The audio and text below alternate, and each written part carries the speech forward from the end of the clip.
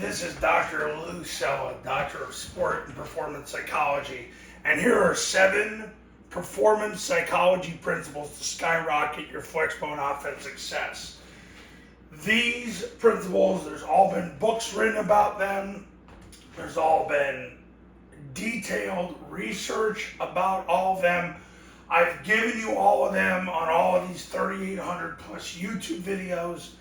But now I'm going to talk to you about it and how you can utilize it to skyrocket your Flexbone offense success.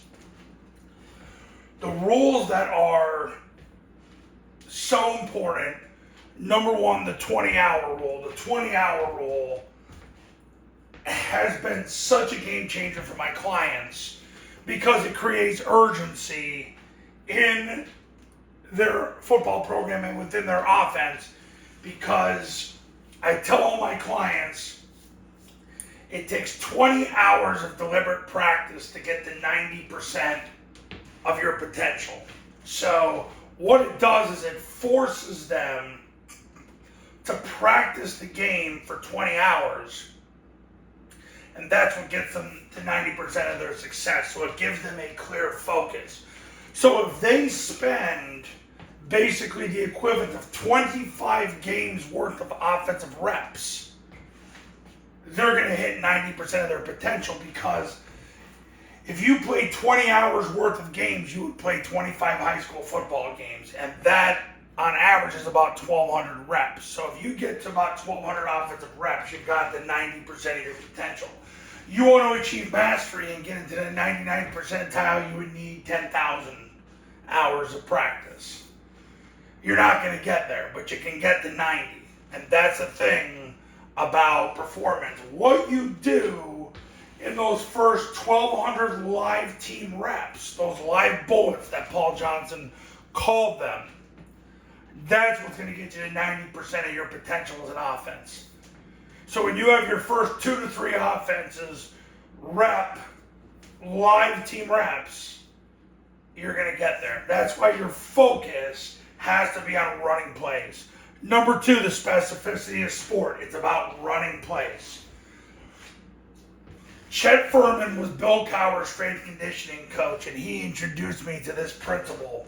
The specificity of sport was written by a Penn State professor who did unlimited research on developing athletes in multiple sports. And what he found was that when they did work where players just practiced the game, they became functionally conditioned, they became implicitly conditioned, and they get it right. That is the specificity of sport. It's practicing the game. It's not wasting time on doing all these different running drills.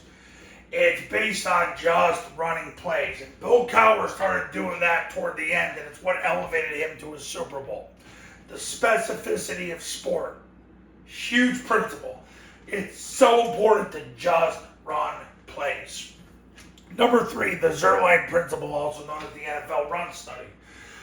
Former NFL offensive line coach Larry Zerline, he coached at the University of Houston with Bill Yeoman, so he knows the triple option very well. But he also coached with the Browns and the Bills and the Cardinals.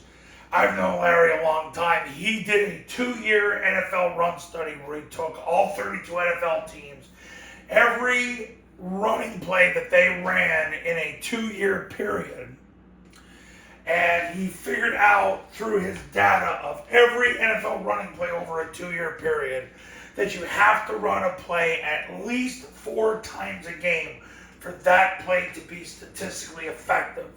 What statistical effective meant is basically you're looking at in range of about 3.3 yards per run, that area. But the bottom line is when they ran it, it achieved enough yards per rush that it was effective. And he figured out in this study that you have to run a play at least 4 times a game for that run to be statistically effective. And once that study came out, that's when people in the NFL started simplifying their offense, going more focused on inside zone, outside zone, then eventually split zone / mid zone. because they knew less runs would equal more success, and then they were more tag focused and less concept focused, because concepts were expensive. Tags, which change maybe 2 players' jobs, obviously are inexpensive, because then that means 9 other players' jobs stay the same. Number 4, Parkinson's Law. That's when you shorten work time to limit tasks to the important. This might be the most important one of all, because when you shorten work time, everything seems important at a practice. If you're running practice and you don't think your kids are taking it serious, shorten practice and make your kids go fast. But if you do Paul Johnson's live bullets, you're going to get that done. But the goal is to shorten practice so that it forces you, the players, and the coaches to do everything fast. And it creates that urgency to basically get things done. You shorten work time to limit tasks to the important. Number 5, the Pareto principle, also known as the 80-20 rule. I wrote my doctoral dissertation on this. This is where you limit tasks to the important to shorten work time. So this is where you're limiting tasks to the important to shorten work time. So by doing that, you get Parkinson's Law. So limiting tasks to the important, NFL run study proved the importance of that.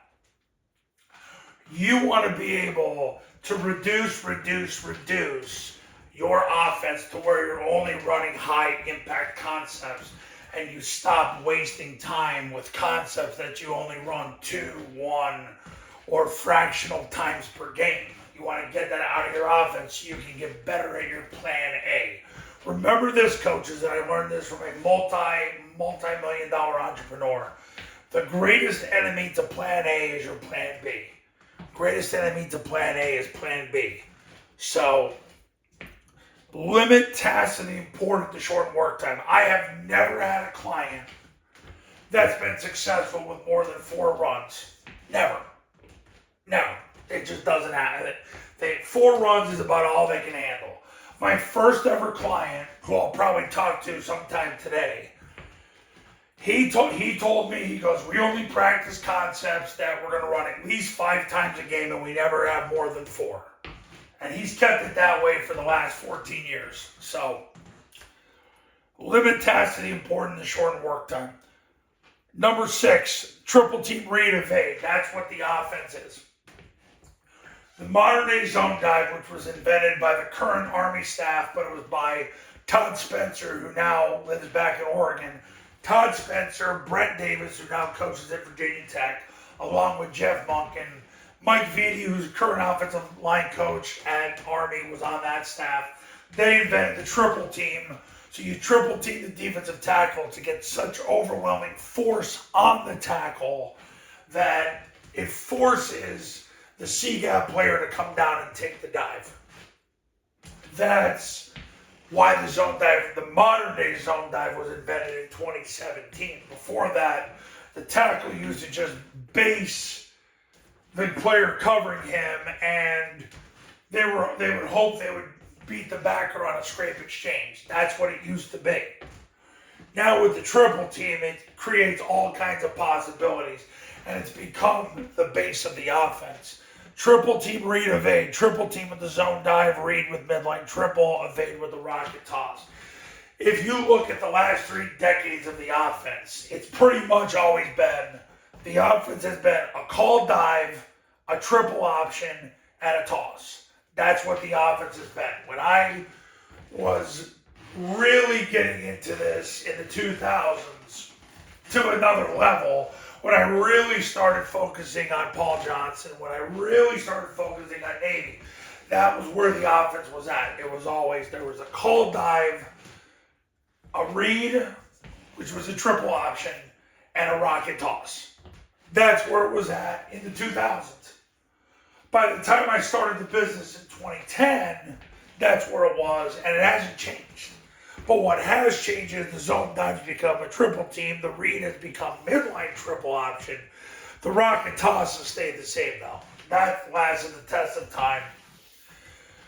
It's a way to beat the blitz. Paul Johnson installed it basically because he used to run hot routes and run and shoot concepts to beat the blitz.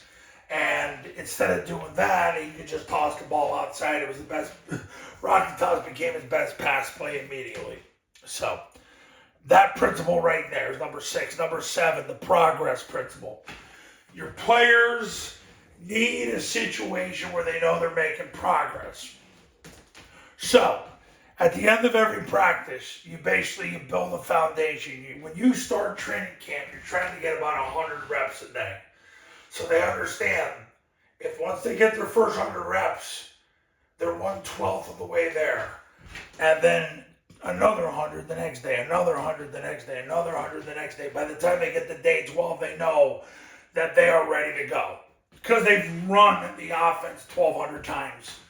First offense 1,200 times, second offense 1,200 times. If you're blessed enough to have a third offense, they've run it 1,200 times.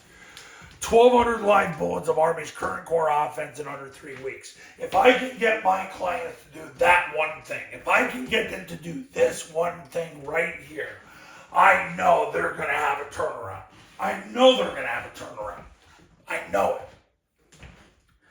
This is the one thing that I know that if I get my clients to do, they're going to have a turnaround.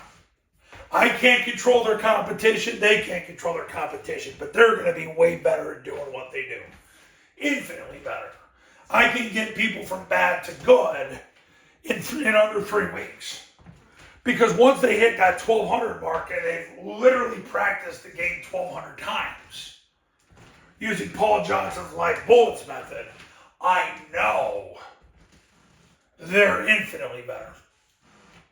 So those are 7 performance psychology principles to skyrocket your Flexbone offense success. Coaches, if you want to win big in 2025, put your career in my hands and give me a call right now at 570-332-0265, 570-332-0265, and go to tripleoptionfootball.com/testimonials where you can see all the success stories that have come from the camps and the academy. And I'll see you in the next video. Talk soon.